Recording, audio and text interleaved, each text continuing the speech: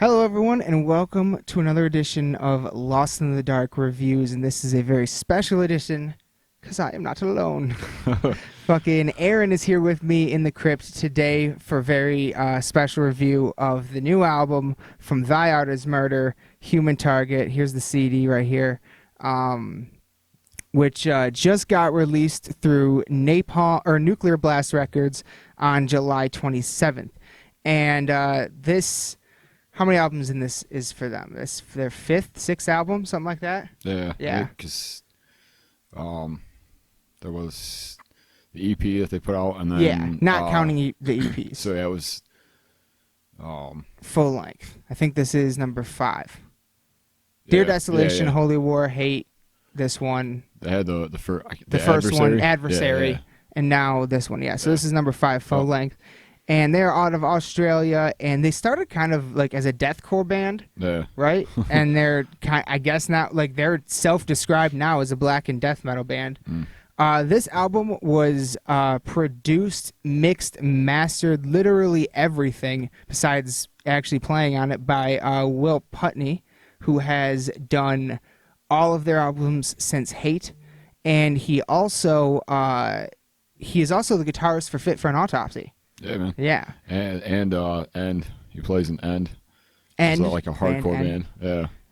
They're awesome. He's also been the producer, engineer, mixer, and masterer for Knocked Loose, Misery Index, Pig Destroyer, Body Count, Every Time I Die, Fit for an Autopsy. Pretty much every like major heavy like deathcore like hardcore album in the last like 10 years that you've heard of. Acacia Strain. Upon a Burning Body. Yeah. He's worked with fucking everyone. Jesus Christ. It's interesting to me because the way that this one sounds is completely different from the way that Hate sounds. I mean, which is kind of obvious when you hear it, but like that record came out, I don't remember how. Suicide Silence, Shadows Fall, Chiodos, everyone. Anyway, go on, sorry. Yeah, and like in the span of like since that one was out, and that was a big deal because like that was like the sound that everybody was kind of going after, and then time kind of went on and stuff, and then they released Holy War, which is even a step up from that, and so they kind of like kept going, and it was just, I don't know, it's always kind of interesting to me to hear like even stuff that he's worked on has always been like just a step up, I guess. Yeah. And this one is really no different. He is fantastic, and he's worked on some fantastic records for sure. Much like I said, he's one of my favorite, producers, and just his whole like way of doing things and his whole process is just, I don't know, it's always been cool to me to look into, and Yeah. And this is some pretty fucking crazy album artwork here too. Like this is like some sort of giant machine rolling over hundreds of human bodies. Not talking about it like a big combine. Yeah, and the album artist is Eliran Cantor, Berlin-based illustrator, and has worked with done the cover for Relentless Mutation for Archspire, their new one. He's worked with Iced Earth, Hatebreed, Testament. I noticed he did the cover of the first Dark Sermon album, yeah, which makes so much sense to me. Like I and that was one of the things that I was thinking was like, I feel like I've seen that art style before, and that was why. Like he did between that and the last Archspire, because they both have really distinct styles. Yes, absolutely. Like you can, that is very distinct for him for sure. Especially when you look at the new Archspire. Yeah, I agree with you on that. Yeah. He also did Lust in Space for Guar. Pretty badass. Yeah. Love that album. Anyway, so yeah, and then the singles off this album have been coming out for a little while now, and they are the first. They're oddly enough the first. There are 4 singles for this album, and they are the first 4 tracks off of the album. Human Target, Death Squad Anthem, New God, and New Gods, and Let's Make America Hate Again. So yeah, let's just get into the review. Now, I've said this on pretty much every review, but I can't like get an album, listen to it 10 times in a day, and have what I feel is a real enough opinion on it. I need to sit with it for a little while. You know what I mean? Yeah.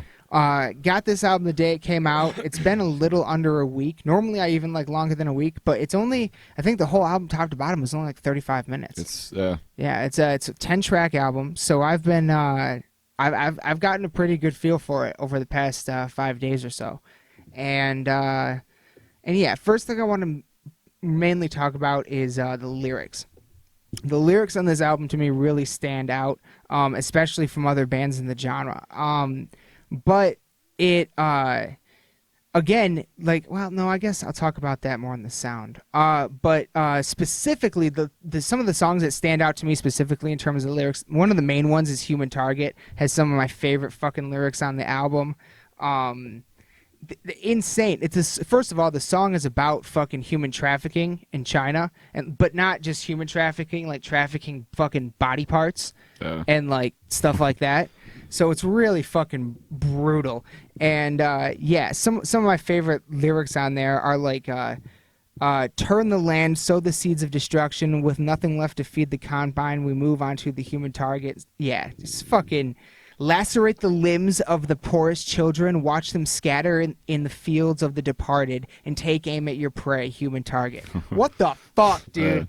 Love it. To me, one of the things that they've always done well in terms of like lyricism and in terms of like just the whole, just like presentation of it is like how it's all delivered. Yes. And to me, like he's probably one of like, in terms of being like inspiring and like influential in the modern like deathcore scene or like genre or whatever, I feel like he's definitely up there. CJ, yeah, the vocalist, yeah. And see, that's the thing, is I couldn't find who writes the lyrics. It's not in the booklet, and yeah, it's not on Wikipedia either. So I'm not 100% sure who the main writer for it is and everything on this one. Yeah. But I like in terms of like at least like vocalists that have come around and that have changed over the last from each record and gotten better. I'd say because it started off kind of more like lower, I guess. He was doing a lot of like low stuff, and as far as like Hate, because that was the first album that I ever got into, and I'm sure a lot of people. Me too, yeah. And then Holy War, it was a bit more like spread out. He was doing a lot more like mid-range, like high kind of stuff, which I really enjoyed because like that was something that I always felt was missing from the first album a little bit. But at the same time, like you go back to The Adversary, and the highs on that are crazy. Like he doesn't do some of that sometimes, and like it was in, I don't know, I guess the reason I'm bringing that up is because I was hearing a lot of like all over the place as far as like the range and as far as like the different kinds of like styles and everything is just cool to hear to me. Yeah, it's absolutely different. It makes it fresh, and it's something that kind of like add to the lyrics as much as what it's about. So. Absolutely, yeah. Another one specifically that I thought stood out was New Gods. In terms of the lyrics and the song direction, New Gods is about basically saying that like social media and stuff like that are the new gods, and everybody fucking worships it and stuff. And the video was done by the way, all the singles have videos, and the video was done in a real cool way where it looked like it was shot on like a phone, like cell phone kind of a thing. It was really well done. Even I was actually, because I'd never seen it before this, and I was watching it because I just wanted to like get a visual take on it and stuff, and like because I was just kind of heard it as it was on the album and stuff, and I know that they released it as a single. I think it was like the day that they released the album. New Gods came out the same day as the album. Yeah. Like to me, I'm the I'm the type of person that like I'll see a band like that I follow and that I enjoy and that like I anticipate about release like 2 or 3 singles, but I'll maybe listen to the first one, maybe the second one, just to kind of get like a different feel on it if I wasn't necessarily like super into the first one. And then after that, like I don't want to hear any more of it. Fair enough. Like, and that's until it comes out. Yeah. Yeah. Fair enough. That's about how I feel about just about everything that's come out. That's real. Just to, because I want that element of surprise. Yeah, you want to experience it as one piece instead of some singles. Yeah. And I also think that 4 singles is too much. I think 3 singles is perfect, and it should be from spread throughout the album, not 4 tracks or 3 tracks in a row. Yeah. You know what I mean? But I don't know. That's just me. It depends. To me, it depends on how many songs. Yeah, that too. That too. This one was only 10, and like you said, it was the first 4. Yeah, and so they released 40% of the album, as singles. Is kind of crazy. That's a good point. And to me, like the one thing that I usually watch out for is like what the order is when it's on, like what it is on the album as far as like the track listing and stuff. Because that was, and I don't know, not to get too far off on it, but like the last Slipknot single was the last song on the record. Right, yeah. This is another weird thing that they're doing with singles lately. Yeah, I thought about that too in relation. So, but yeah, another one, another fucking track in terms of the everything that stood out to me like that was "Make America Hate Again." And even though I don't love that is the name of it and that it kind of repeats itself throughout the song, I like the direction of it, and not that it has.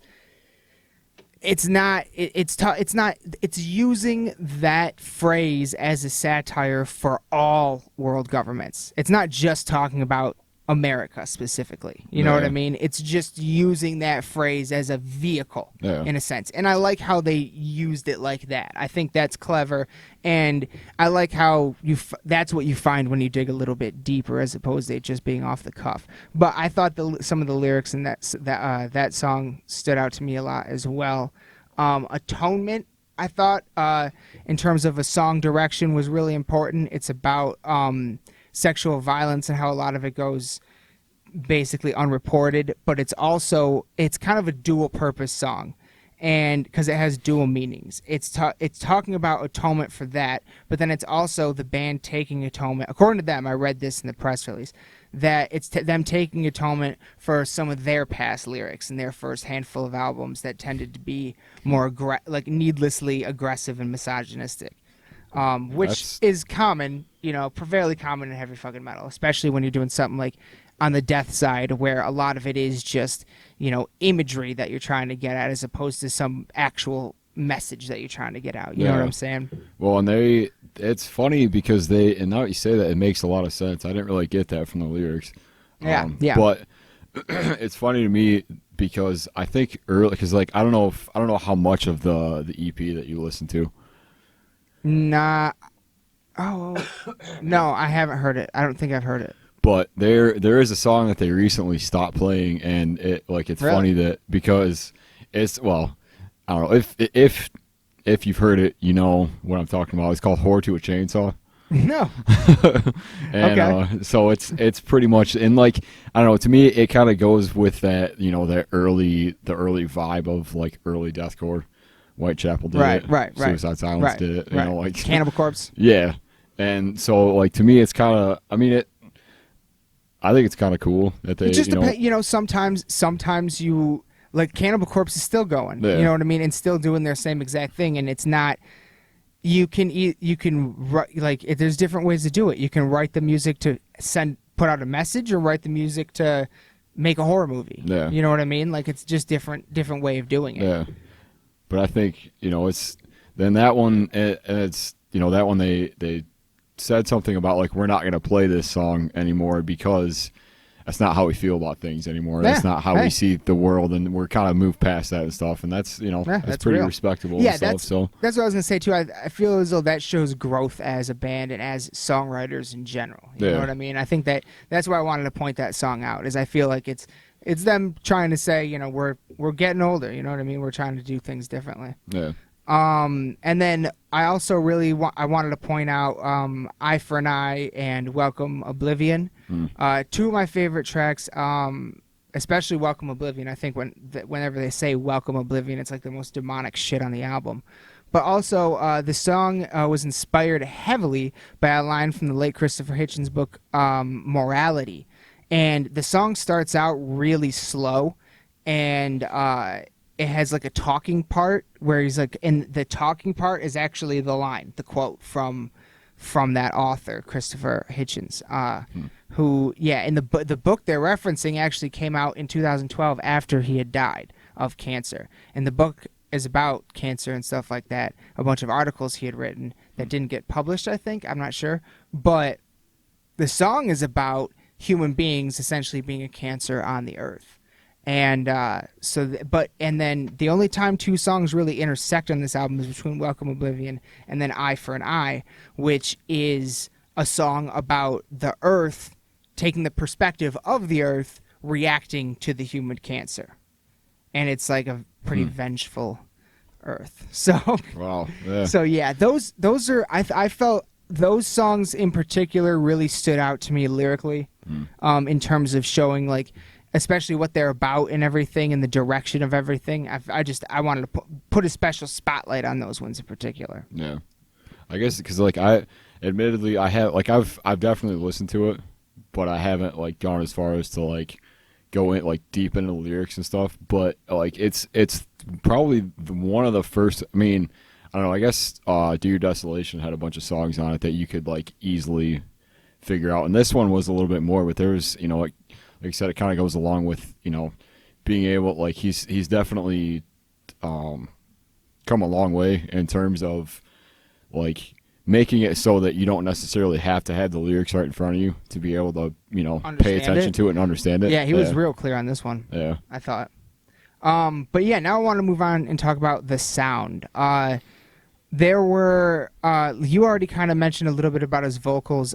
His vocal range, I thought his vocal range on this one was insane. Especially like I watched a little interview with him on the recording of this album, and he uses like weird. Did you watch that interview? Yeah. He uses weird fucking like pronunciations of certain words and stuff like that kind of make it go together better. And I thought the weird I picked up on some of those weird accents in the songs Eye for an Eye and Atonement. And little like tongue rolls and stuff, and like tongue rolls are like he almost sounds like he's from like Transylvania at one point, kind of like it's fucking kind of crazy sounding, but I liked it. And also I thought especially on, you can hear it especially on Human Target and Voyeurs into Death. He gets so fucking low he almost sounds like Corpse Grinder, like straight death metal singing, like fucking Corpse Grinder, fucking Nurgle, who they've said Behemoth is a big influence on them, and I feel like that you can really hear that on Eye for an Eye. I felt that influence really came out on Eye for an Eye, but his vocals to me on this one were outstanding. What did you think of the vocals and everything else? Well, we were before I even really had like a good solid listen to it. That was one of the first things that I noticed about it, was that some of the songs were very like sounded like they could have been like deeply inspired by the last two Behemoth albums. Mostly like the ones with the guitar intros and stuff, like the kind of like softer, not necessarily like softer, but like the the ones that had like a bigger build to them. Yeah. I think. I want to say there was, which one is it? Eye for an Eye I thought was no, Eternal Suffering. Yeah, is that one, and Voyeurs into Death, I think, were the two that kind of stuck out to me in that sense. And like I would it's pretty obvious kind of what they were going for, but they don't necessarily like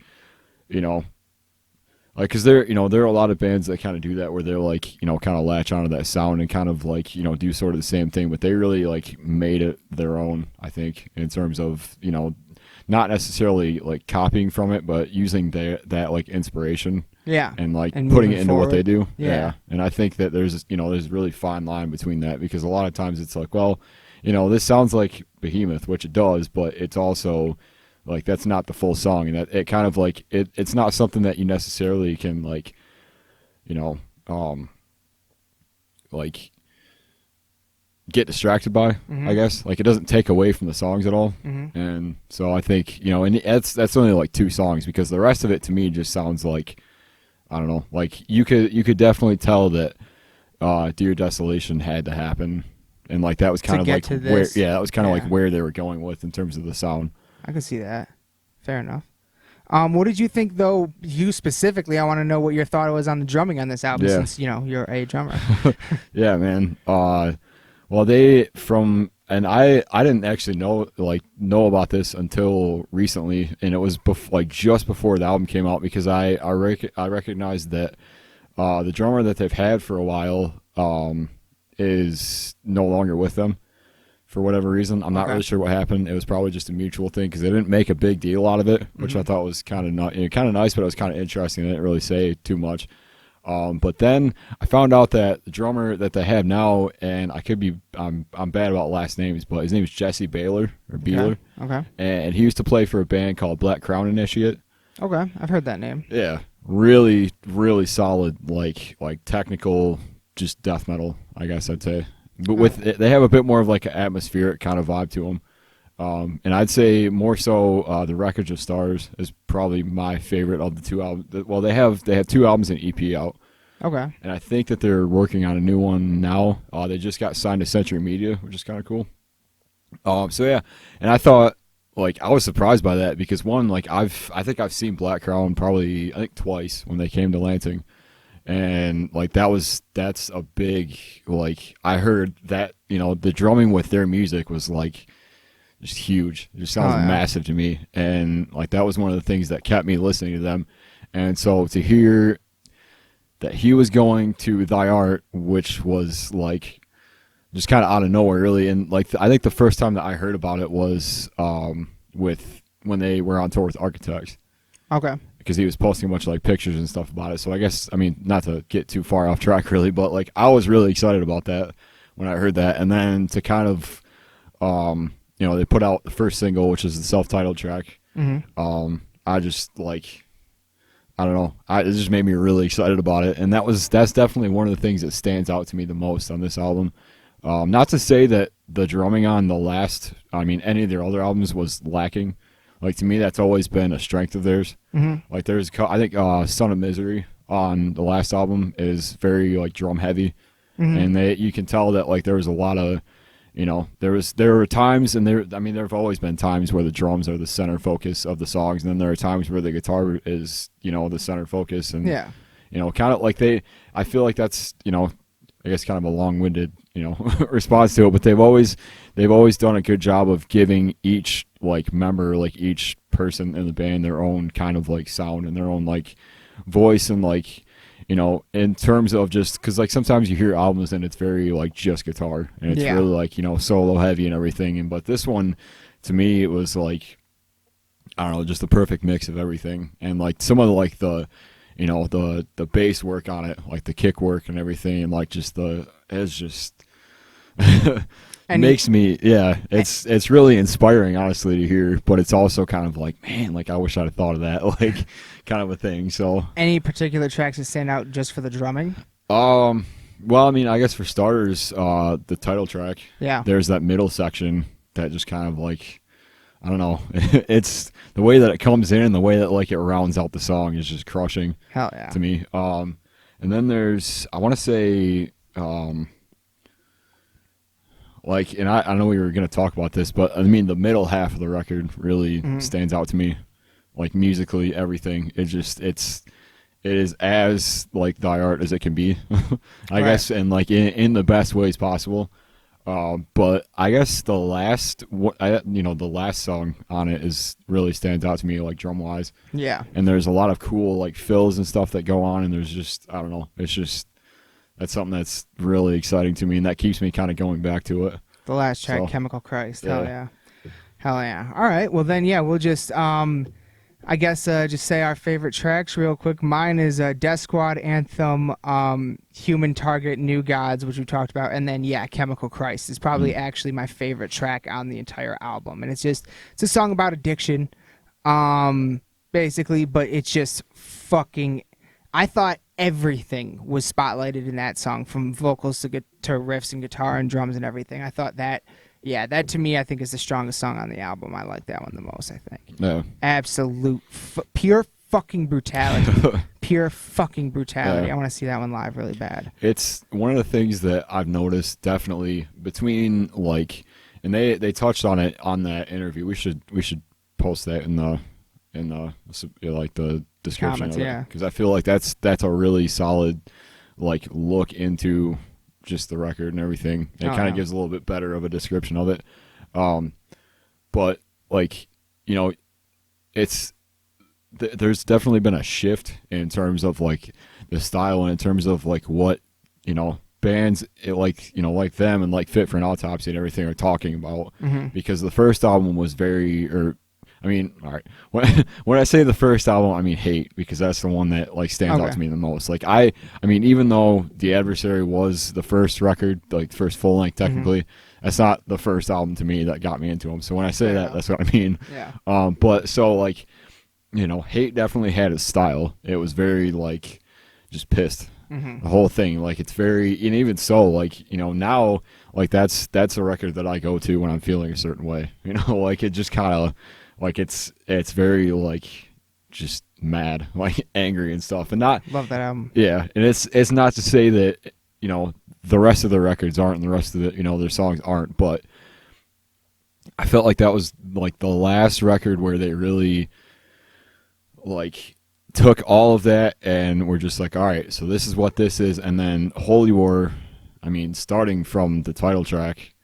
Is very centered on just an idea, and it's very focused on like social issues and stuff, and I feel like that's that's something that is. Oh, what happened?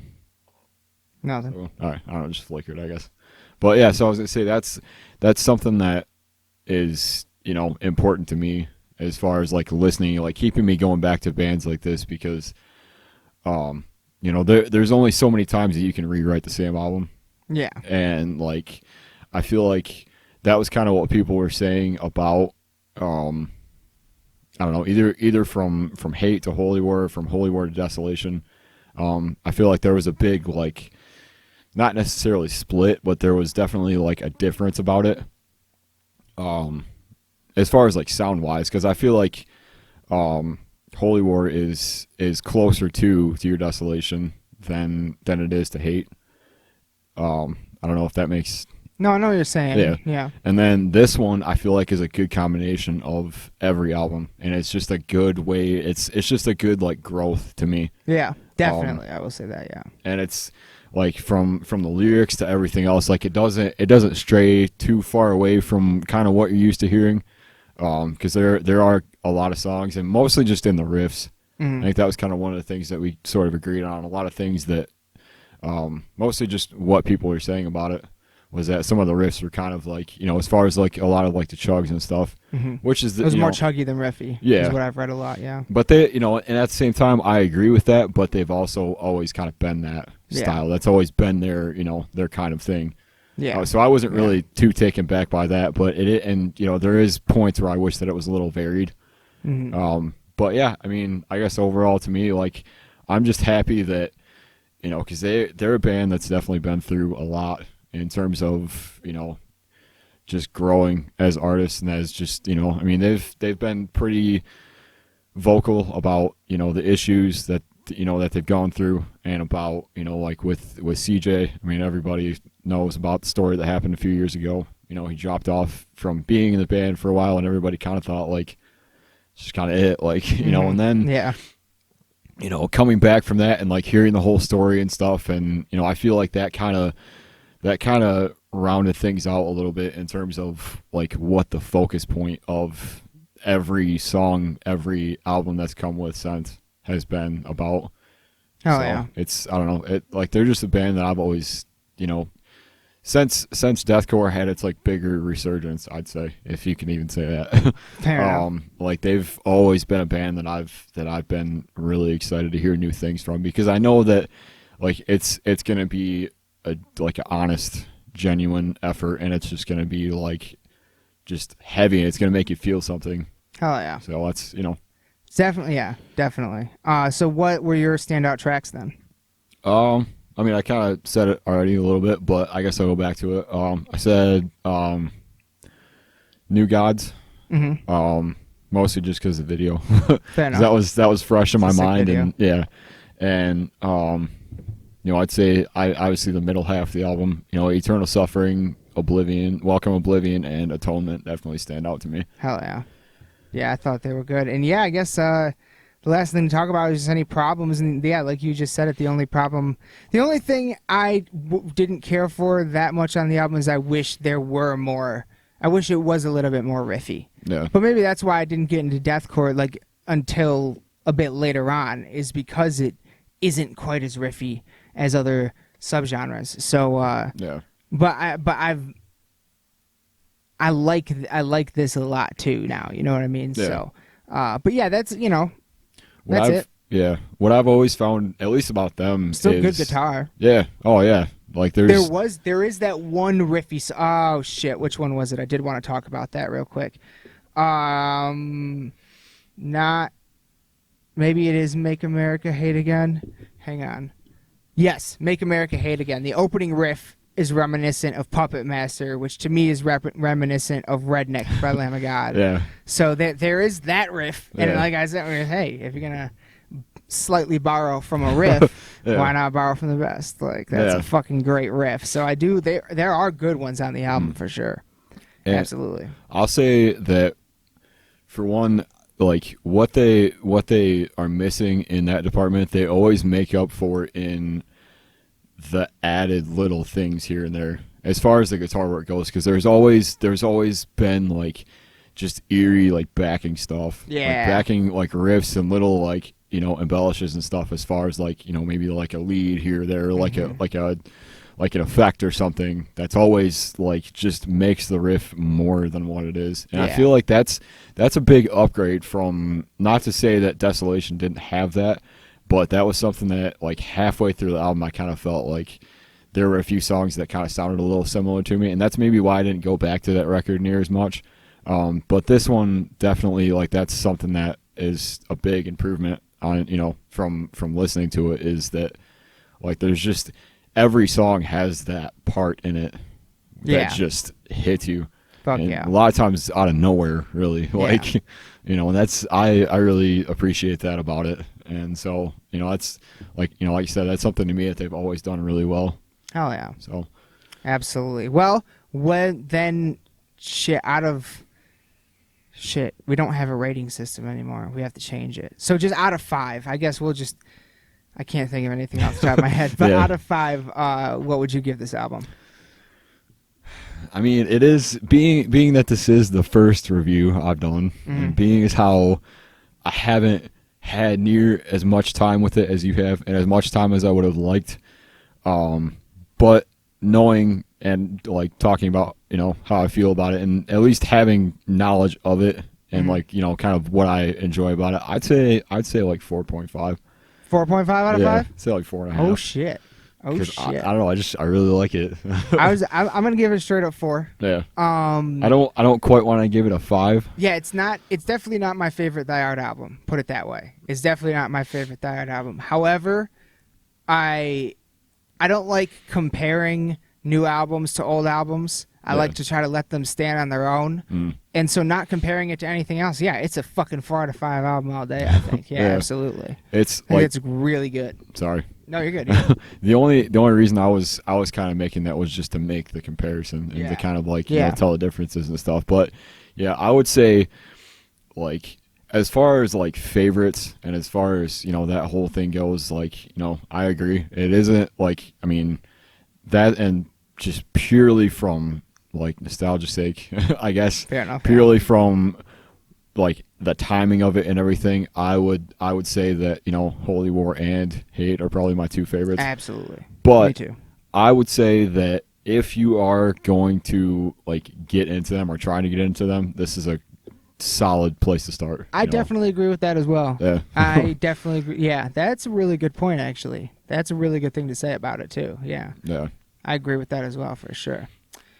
So yeah, I guess that's about all we got for this review. I hope you all enjoyed it, and be sure this album is out now.